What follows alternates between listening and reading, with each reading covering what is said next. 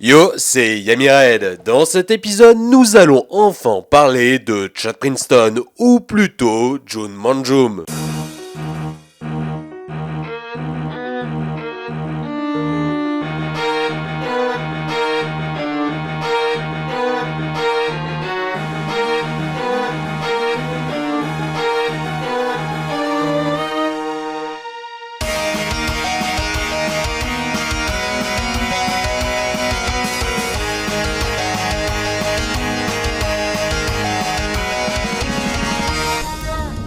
Chad est né le 1er août, mesure 1m67, pèse 51 kg, sera chez les bleus Obélisque, mais également les rouges Slifer. Il jouera principalement les archétypes Ojama, VAZ et Dragon Armé. Il est également intéressant de noter que ces trois archétypes sont plus ou moins sortis avant GX. Chad est donc l'un des seuls personnages principaux de cette série qui n'aura pas réellement d'archétype créé pour lui. Exact, en revanche, à la suite de tout ça, ils se verront améliorés avec de nouveaux supports. Et dans le manga, il jouera plus un deck basé sur les dragons. D'ailleurs, manga et anime sont complètement différents. Je commencerai, comme dans l'épisode précédent, à vous parler de sa version de base, celle de l'anime, et ensuite nous passerons à celle du manga.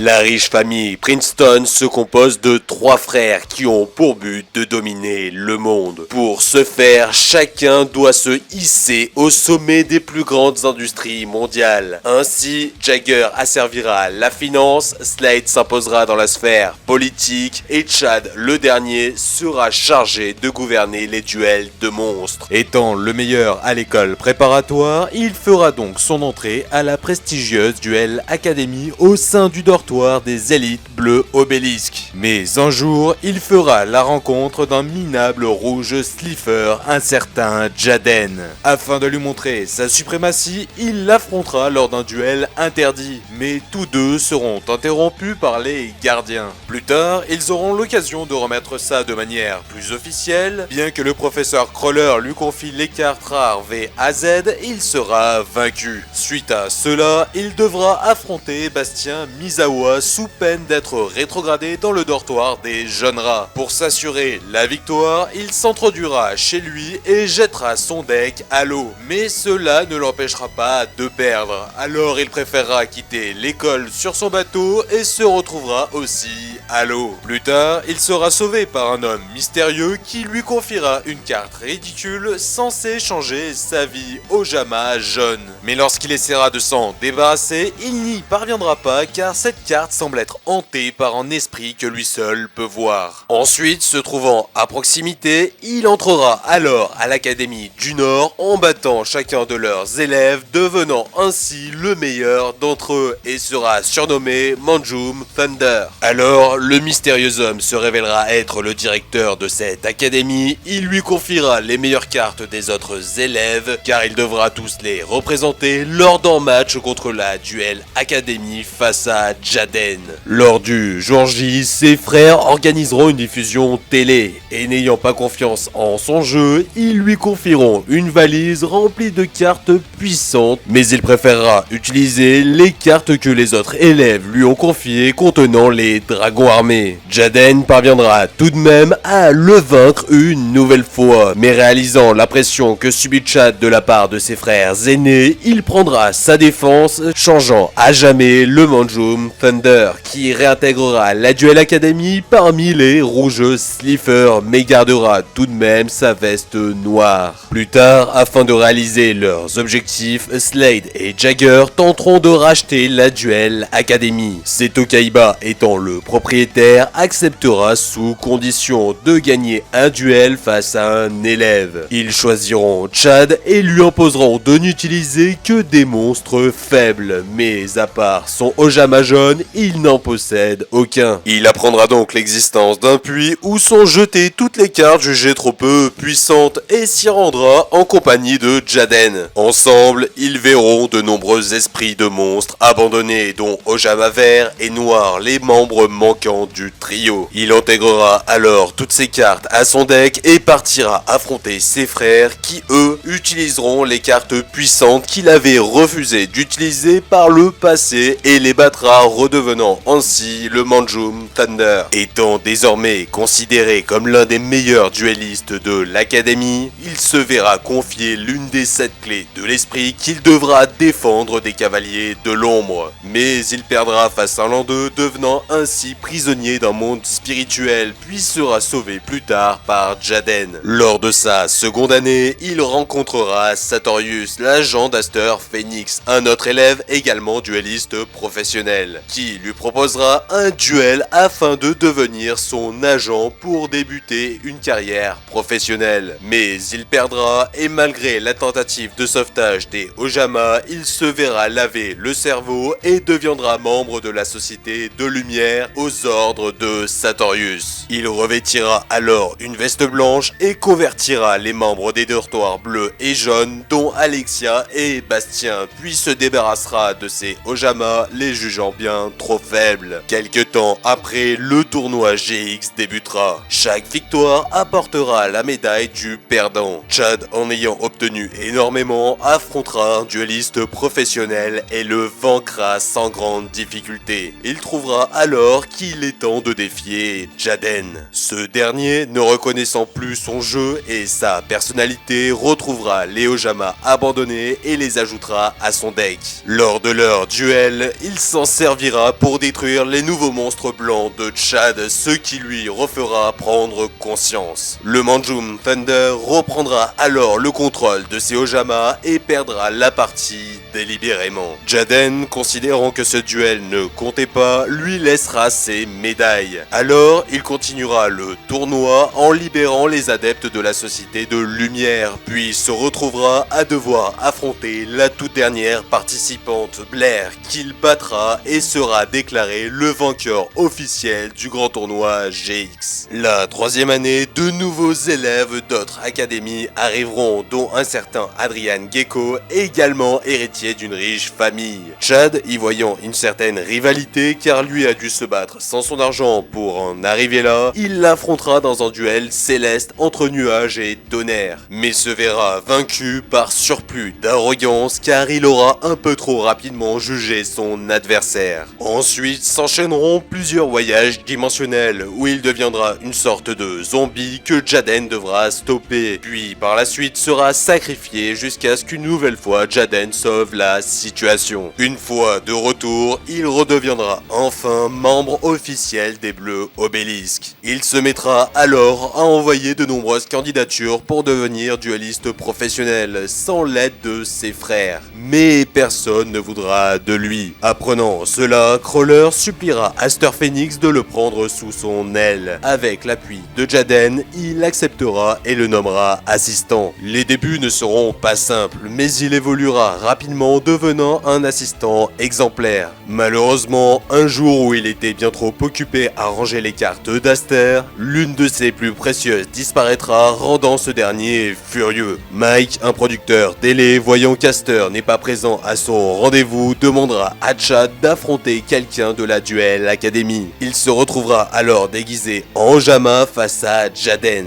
Une chose avait changé en lui. En rangeant les cartes d'Aster, il en connaissait bien plus. Et alors qu'il s'apprêtait peut-être à gagner, Mike lui ordonnera de perdre. Il jouera inutilement trio Ojama et verra ses points de vie réduits à 0. Alors il sera surnommé Oja Manjum. Plus tard, il s'apercevra que le voleur de la carte d'Aster n'est autre que Mike. Ce dernier lui demandera d'affronter Aster lors d'un duel arrangé à l'académie. Chad demandera donc à Jaden de retrouver la carte disparue pendant le duel. Il la retrouvera et le véritable visage de Mike sera révélé. Aster et Chad pourront donc finir leur duel sans devoir respecter ses ordres. Alors Princeton enlèvera son costume, battra Aster et redeviendra le célèbre Manjum Thunder aux yeux du monde. Après être diplômé, il pourra donc répondre aux nombreuses demandes de sponsorisation qu'il a reçues et démarrer une longue carrière professionnelle indépendamment de ses frères.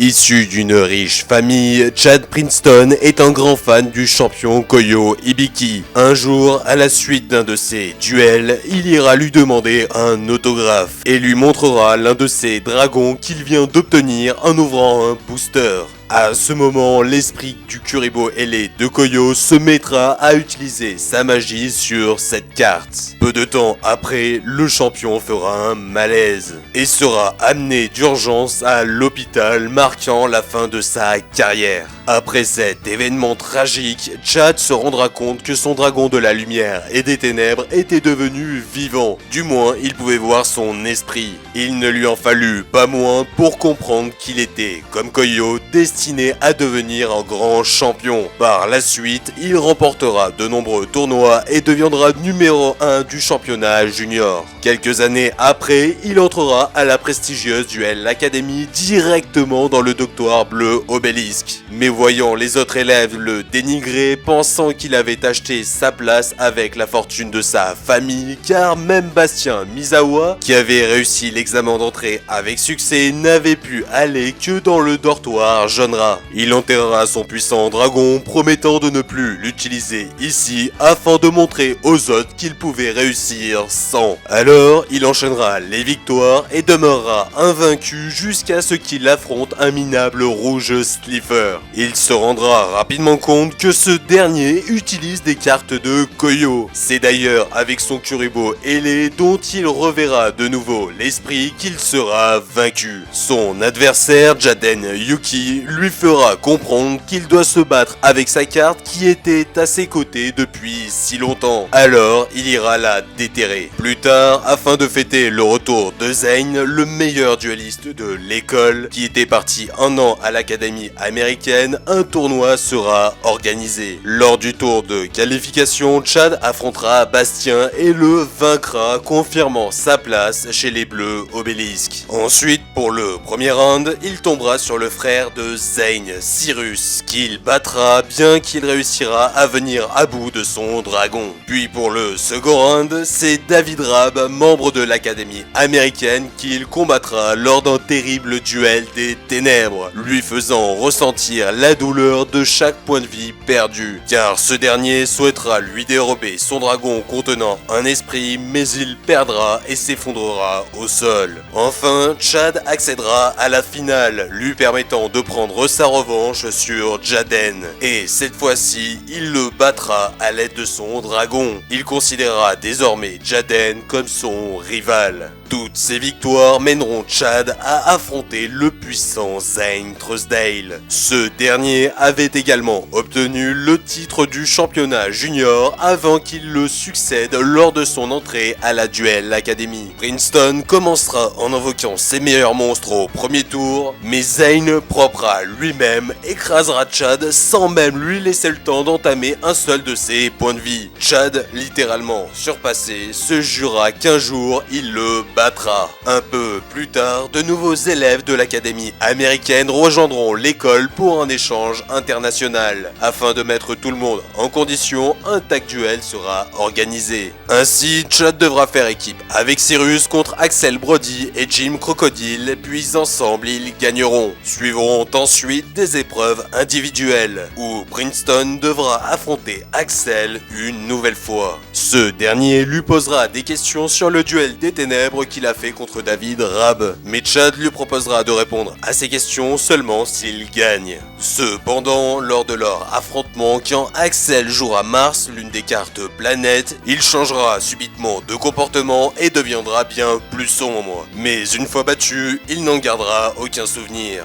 Peu de temps après, il retrouvera Jaden au sol. Son Kuriboh semble l'avoir sauvé des ténèbres avant de lui être dérobé. Malheureusement, d'autres élèves n'auront pas cette chance et en seront prisonniers. Alors, l'esprit du dragon conduira les deux à la source du problème. Grâce à l'esprit du Kuriboh, le directeur de l'académie américaine s'en servira pour renaître sous la forme du terrible Tragoedia. Alors, les deux rivaux feront équipe pour l'affronter. Jaden ayant récupéré son Kuriboh, tous deux feront fusionner leurs deux monstres esprits respectifs, devenant Mahat, leur permettant de triompher. Après cette victoire, tous les élèves piégés des ténèbres seront libérés, ainsi que son idole Koyo Hibiki.